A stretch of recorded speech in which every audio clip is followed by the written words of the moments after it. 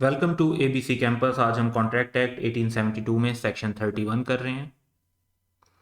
इस सेक्शन में हम बेसिकली जस्ट डेफिनेशन डिस्कस करेंगे कंटीजेंट कॉन्ट्रैक्ट की, और फिर कंटीजेंट कॉन्ट्रैक्ट की ही कैरेक्टरिस्टिक्स को डिस्कस करेंगे। तो one by one in points की तरफ चलते हैं।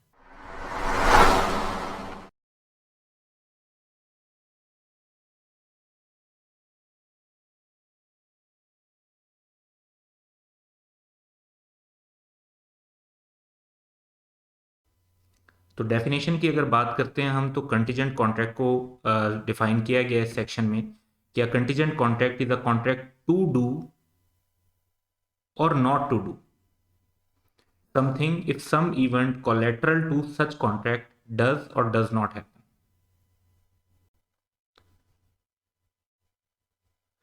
सो बेसिकली कंटीजेंट कॉन्ट्रैक्ट में कोई कंडीशन लगा दी जाती है जो कि कॉन्ट्रैक्ट की परफॉर्मेंस के अलावा होती है, उससे कोलेटरल होती है। कोलेटरल का मतलब है कि उससे कनेक्टेड होती है और उसका मेन पर्पज नहीं होती।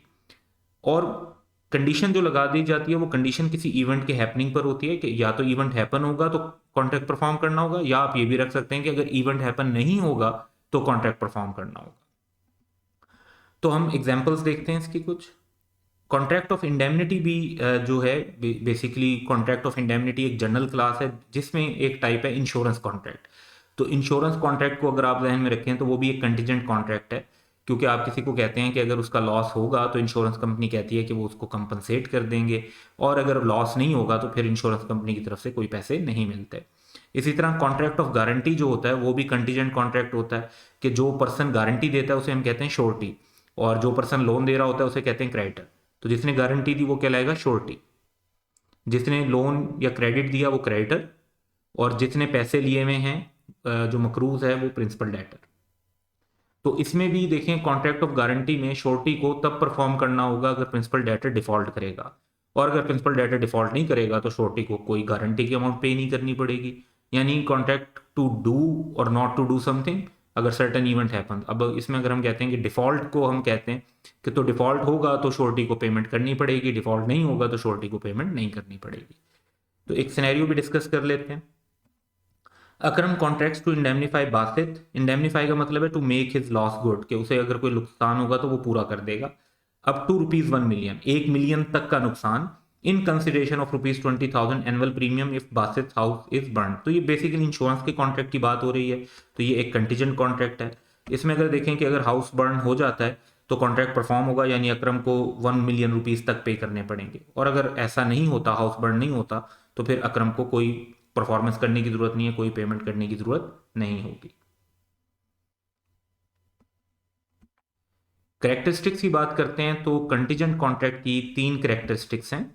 नंबर 1 ये कि इसमें जो परफॉर्मेंस ऑफ कंटीजेंट कॉन्ट्रैक्ट है ये डिपेंडेंट होती है, यानी ये इन्फोर्सेबल हो भी सकता है कॉन्ट्रैक्ट और नहीं भी हो सकता, क्योंकि ये डिपेंड कर रहा होता है हैपनिंग और non happening of some future event.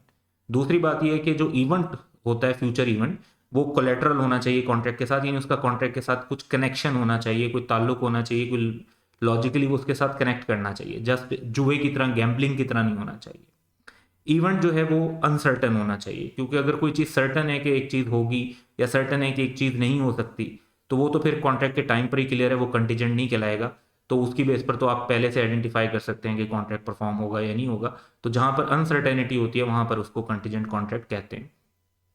अब हम 2 सिनेरियो डिस्कस करते हैं जिसमें से हम आइडेंटिफाई करते हैं कि कंटीजेंट कॉन्ट्रैक्ट कब होता है और कब नहीं होता। तो पहला सिनेरियो देखते हैं। जावेद कॉन्ट्रैक्ट्स टू पे ₹50 मिलियन टू फरहान, जो एक कॉन्ट्रैक्टर है, for constructing a building provided the construction is approved by an architect. तो फ्यूचर का एक इवेंट है कि आर्किटेक्ट का अप्रूवल मिलेगा तो फिर वो जो है उसको पेमेंट करेगा, वरना वो उसको पेमेंट नहीं करेगा बिल्डिंग की। अब ये एक कंटीजेंट कॉन्ट्रैक्ट है, इसमें अगर हम देखें तो तीनों करेक्टरिस्टिक्स पूरी हो रही हैं। नंबर 1, जो परफॉर्मेंस है वो फ्यूचर इवेंट पर डिपेंड कर रही है कि आर्किटेक्ट का अप्रूवल मिलेगा तो कॉन्ट्रैक्ट की पेमेंट करनी होगी। इवेंट कोलेटरल टू कॉन्ट्रैक्ट है, यानी अगर आप नोटिस करें तो आर्किटेक्ट का जो अप्रूवल है वो उसी बिल्डिंग की कंस्ट्रक्शन से रिलेटेड है, वो कोई रैंडम इवेंट नहीं है, बल्कि वो बिल्डिंग की कंस्ट्रक्शन से कनेक्टेड बात हो रही है। और जो अप्रूवल है वो अनसर्टन है। देखें, हो सकता है कि आर्किटेक्ट अप्रूवल दे और हो सकता है कि आर्किटेक्ट अप्रूवल ना दे। तो ये तीनों करेक्टरिस्टिक्स यहाँ पर मीट हो रही हैं, तो हम कहेंगे कि हमारा जो कंक्लूजन था वो ये था कि ये कंटीजेंट कॉन्ट्रैक्ट है। एक और सिनेरियो देखते हैं। Azam agrees to construct a building for Babar for rupees 5 billion on the terms that no payment shall be made till the completion of the work. तो काम कंप्लीट होगा तो फिर पेमेंट मिलेगी, वरना नहीं मिलेगी। अब ये कंटीजेंट कॉन्ट्रैक्ट नहीं है, हालांकि यहाँ पर अगर हम रीजन वाइज देखें तो पहली कंडीशन मीट हो रही है कि परफॉर्मेंस डिपेंड करती है फ्यूचर इवेंट पे कि बिल्डिंग वर्क कंप्लीट हो। लेकिन जो दूसरी कंडीशन है उसमें प्रॉब्लम है, क्योंकि ये जो इवेंट है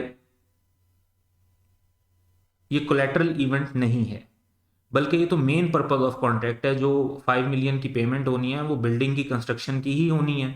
तो उस ये तो मेन कॉन्ट्रैक्ट का इंटेग्रल पार्ट है, मेन कॉन्ट्रैक्ट की परफॉर्मेंस है, उसके कोलेटरल की बात नहीं हो रही। तो फ्यूचर वर्क आल्दो अनसर्टन है कि भी हो सकता है कि दूसरी पार्टी कंप्लीट कर पाए और ये भी हो सकता है कि वो कंप्लीट ना कर पाए।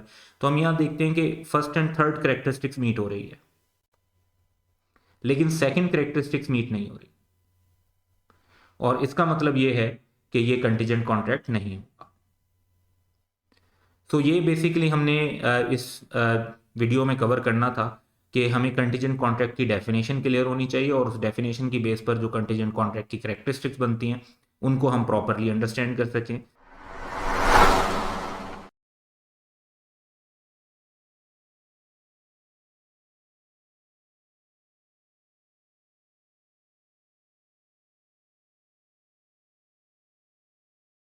Welcome to ABC campus. आज हम कॉन्ट्रैक्ट एक्ट 1872 में सेक्शन 30 और 31 जो हम ऑलरेडी बेसिकली कवर कर चुके हैं।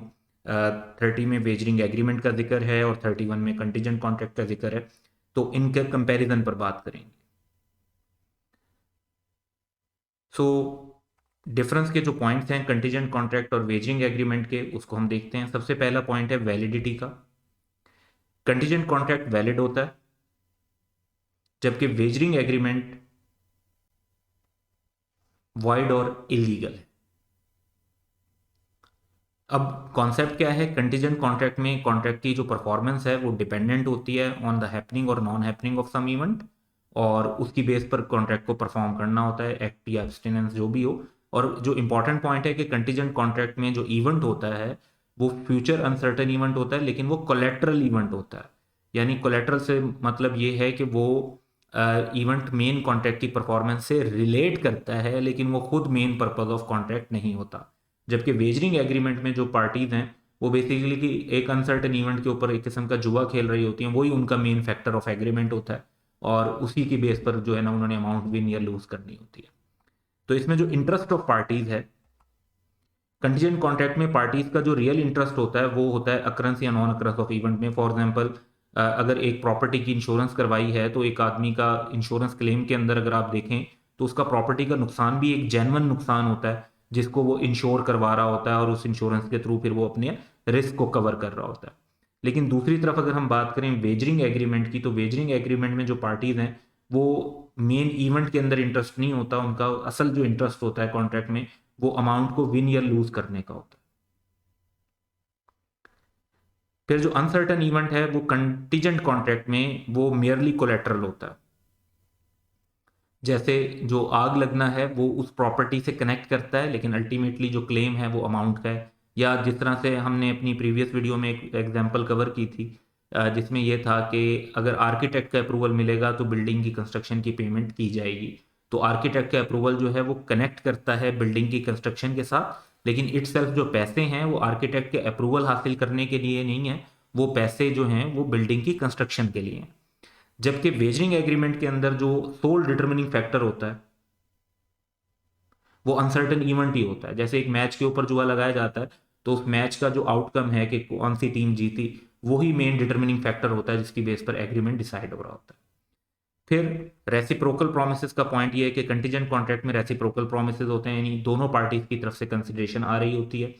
जबकि वेजरिंग एग्रीमेंट में जो है मे और मे नॉट वाली सिचुएशन है, यानी रेसिप्रोकल प्रोमिसेस भी हो सकते हैं और नहीं भी हो सकते। बाद का सिंपली जस्ट बैट ये कर दीजिए, एक पार्टी की तरफ से भी बैट हो सकती है कि अगर एक सर्टेन टीम मैच जीती है तो वो पेमेंट करेगी, और नहीं जीती तो वो पेमेंट नहीं करेगी। दूसरी पार्टी की तरफ से कोई रेसिप्रोकल प्रॉमिस नहीं है। तो रेसिप्रोकल प्रॉमिसेस की जो डेफिनेशन है वो सेक्शन 2F में गिवन है कि promises which form the consideration और part of consideration for each other are called reciprocal promises. तो कंटीजेंट कॉन्ट्रैक्ट में दोनों पार्टीज की तरफ से जो है प्रोमिसेस इन्वॉल्व होते हैं, वेजिंग एग्रीमेंट में हो भी सकते हैं और नहीं भी होते। तो मेन तो जो ये डिफरेंस समझना इसलिए बहुत ज़रूरी है, क्योंकि अगर एक फ्यूचर अनसर्टेन इवेंट की बेस पे जो चीज़ हो रही है वो वैलिड कॉन्ट्रैक्ट है, कंटीजेंट कॉन्ट्रैक्ट है, तो वो वैलिड होगा, वो इन्फोर्सेबल होगा। और अगर वही जो अरेंजमेंट हो रहा है वो एक वेजिंग एग्रीमेंट है, तो फिर वो इन्फोर्सेबल नहीं है, वो तो वाइड एंड इलीगल है, और वाइड अब इनिशियो है, यानी फ्रॉम द बिगनिंग ही वो वाइड है। इसलिए ये डिफरेंस समझना बहुत ज़रूरी है। And that's all for today. Have a good day.